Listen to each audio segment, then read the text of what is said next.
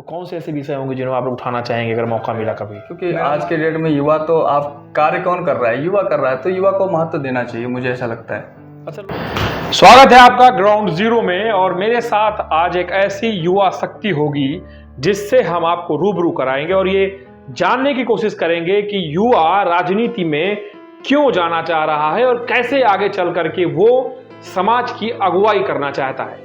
मेरे साथ चित्रकूट के लाल जो इस समय गुजरात में रहकर इस पूरे जिले का नाम रोशन कर रहे हैं, बजरंग सेना के प्रदेश अध्यक्ष लव द्विवेदी मेरे साथ है, जो कि एक युवा है। ग्राउंड जीरो में आपका स्वागत है। धन्यवाद। चित्रकूट आपकी धरती है, आप यहीं के हैं। क्या विजन है, क्यों इस विजन को लेकर के गुजरात से चित्रकूट में राजनीति का जो मौका है वो आप तलाश रहे हैं, सीधे से यही कहा जाए, इसके पीछे क्या रणनीति है? पहले तो आप सभी को धन्यवाद और आपको भी बहुत बहुत धन्यवाद कि आज आपने मुझे शुभ अवसर दिया चित्रकूट भूमि में बैठ करके कुछ अपने शब्द कहने के लिए। मैं बचपन से यहाँ उत्तर प्रदेश में खास करके चित्रकूट में मेरा आना जाना रहता था। मेरा ननिहाल भी यहीं है, मेरा जन्म स्थान भी है, मेरे बुजुर्ग भी यहीं थे। लेकिन जब मैं यहाँ आता था और फिर गुजरात जाता था तो गुजरात का लेवल और अपने चित्रकूट बुंदेलखंड को देख कर के मुझे आश्चर्य होता था कि ऐसा क्या किया जाए कि जो हम एक अपने चित्रकूट को ही गुजरात मॉडल बनाएं। इसलिए पहले तो मेरा जीवन संघर्ष में था और विद्यार्थी जीवन था, इसलिए कुछ कर नहीं सकते थे। जब थोड़ा सा भगवान ने सक्षम बनाया और जब मैंने पढ़ाई की, उसके बाद जब मुझे लगा कि मुझे कुछ करना चाहिए, पिताजी ने कहा आप व्यवसाय कर लीजिए, आप ये कर लीजिए, आप वो कर लीजिए। पर मुझे अनुज जी ये लगा कि मुझे सबसे पहले ये करना चाहिए कि हमारे चित्रकूट के जो युवा हैं उनको एक अच्छे मार्ग में ले जाने की, एक अच्छे दिशा देने की बहुत ज़रूरत है। इसलिए मैं वहाँ से आकर के यहाँ पे छोटे मोटे कार्यक्रम करता हूँ, अपने साथ युवाओं को जोड़ता हूँ और सबसे आग्रह करता हूँ कि आप स्वयं सक्षम बनिए और अपने चित्रकूट को भी गुजरात बॉम्बे जैसे आप कर सकते हैं। यहाँ के ही लोग, मैं देखता हूँ यहाँ के ही लोग गुजरात में जा कर के अच्छी अच्छी बिल्डिंगें भी बनाते हैं, बॉम्बे में जा कर के अच्छी अच्छी इमारतें बनाते हैं, लेकिन वो यहाँ नहीं कुछ कर पाते। क्यों? क्योंकि आप और हम उनको मार्गदर्शन नहीं दे पाते। तो मुझे ऐसा लगता है कि आपको और हमको यहाँ मार्गदर्शन देने की बहुत ज़रूरत है। अच्छा, एक युवा राजनीति में किन सिद्धांतों को लेकर आगे बढ़ना चाहिए, उससे आपको क्या लगता है बतौर युवा? ऐसे लोग कहते हैं कि गाली दे दो लेकिन नेता मत कहो, बराबर है ये दोनों चीज़ें। अब युवा राजनीति में अच्छे लोगों की ज़रूरत भी है, अच्छे लोग आते हैं तो ठीक लगता है। सिद्धांत क्या होने चाहिए, क्या कौन से ऐसे सिद्धांत हैं जिन्हें लेकर के बतौर युवा आप राजनीति में प्रवेश कर रहे हैं? बदलाव किस तरफ जाएगा, क्या क्या बिंदु रहेंगे, कुछ दिमाग में है? देखिए, पहले तो कुछ समय पहले ऐसा था कि पीढ़ी दर पीढ़ी राजनीति करते थे। आज ऐसा समय नहीं है।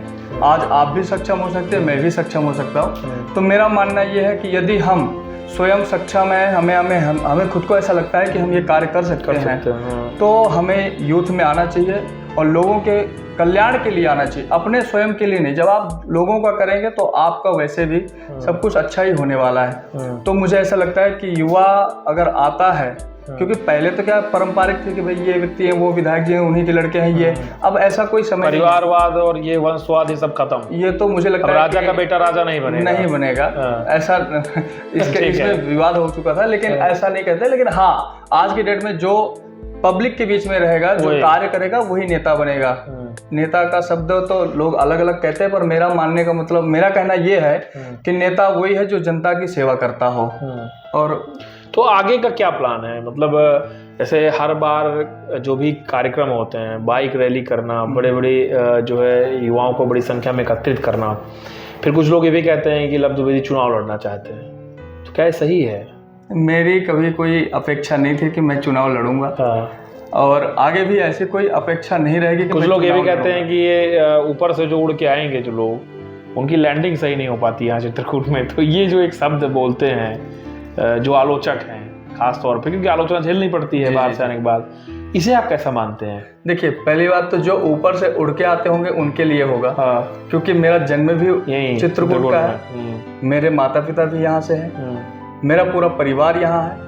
हाँ, मेरे माता पिता गुजरात में हैं और मैं गुजरात में हूँ, लेकिन आप देख रहे होंगे मैं 4 साल से लगातार यहाँ संघर्ष कर रहा हूँ, और संघर्ष अपने लिए नहीं कर रहा हूँ, अपने लोगों के लिए कर रहा हूँ।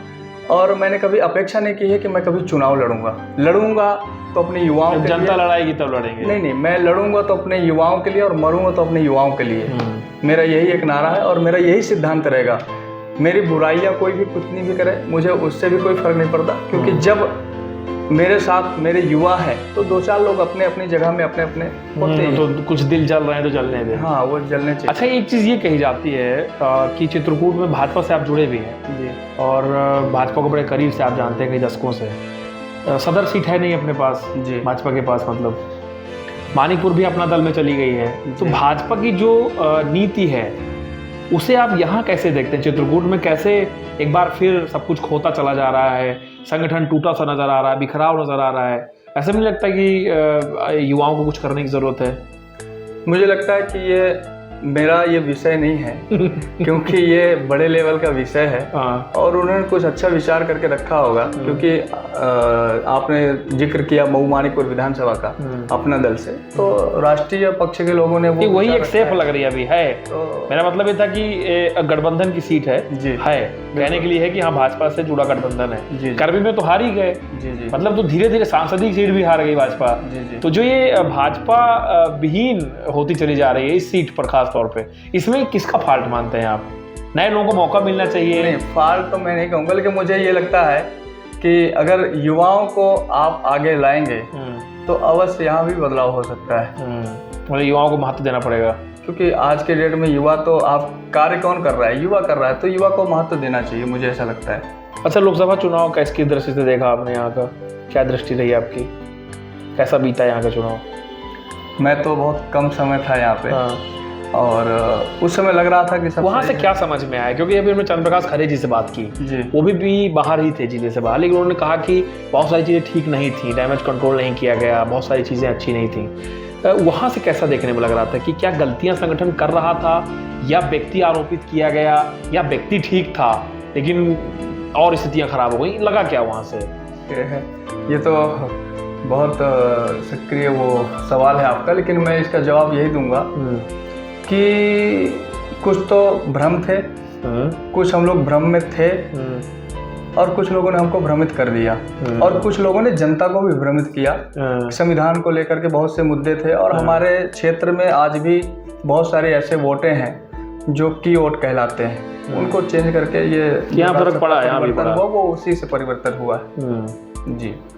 अच्छा, एक चीज़ और जानना चाहूँगा मैं कि आपको प्रमुख समस्याएं क्या लगती हैं जनपद की? क्योंकि नेता तो देखिए हर कोई बनना चाहता है, मतलब ये आपके लिए नहीं है, मैं सिंपल सी बात कर रहा हूँ कि फेसबुक अकाउंट्स चलाना या हम अच्छे कपड़े पहन लेंगे, गाड़ियों में चलेंगे, रील्स डालने लगेंगे। एक नेता की समझ अगर जनता जानना चाहे तो लव द्विवेदी का क्या है, मतलब वो कैसी सोच रखता है, ये अगर जनता सोच रही हो तो कौन से ऐसे विषय होंगे जिन्हें आप उठाना चाहेंगे अगर मौका मिला कभी?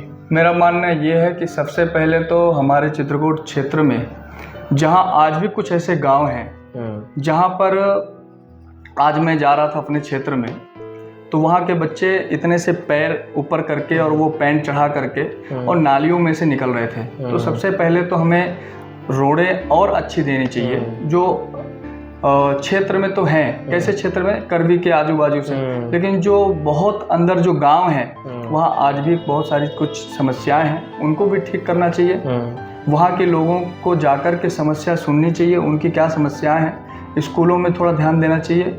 और यहाँ पे जो आपका जो हॉस्पिटल वगैरह हैं, ये मेडिकल कॉलेज अच्छे करना चाहिए, क्योंकि मैं कई बार देखता हूँ मेरे पास फोन आते हैं कि भैया प्रयागराज में लेकर आए हैं, लखनऊ में लेकर के आए हैं, तो वहाँ ना जाना पड़े, कुछ ऐसा भी यहाँ व्यवस्था होनी चाहिए, मेरा ये मानना है। और आप और हम सब मिल करके ये मुद्दा भी रखेंगे। अच्छा, एक आखिरी सवाल जो मैं पूछना भी चाहता हूँ सबसे, आपकी दृष्टि में आपका रोल मॉडल चित्रकूट में कौन सा नेता है? पुराना भी हो सकता है, नया भी हो सकता है, कौन है? मेरा रोल मॉडल जो है वो नेता जो है, मैं माननीय मोदी जी को ही मानता हूँ। चित्रकूट का पूछ रहा हूँ मैं।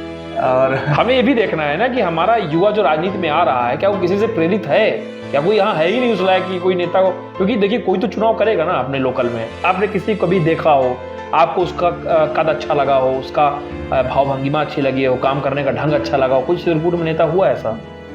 अभी तक तो समझ में नहीं आया, आएगा तो मैं ज़रूर आपसे कहूँगा। अच्छा, चलिए बहुत बहुत धन्यवाद आपका। लव जी हमारे साथ थे ग्राउंड जीरो पे, और बहुत अच्छी बातें भी हुई, बहुत चटपटी बातें भी हुई हैं, और बहुत सारी ऐसी बातें भी हैं जो नए युवा नेताओं को सुनने की ज़रूरत है। समझ की अगर बात करें तो आप इस वीडियो को बार बार जब देखेंगे तो आपको समझ में आएगा कि एक युवा जब राजनीति में आने का प्रयास करता है तो उसे कैसी समझ रखनी चाहिए।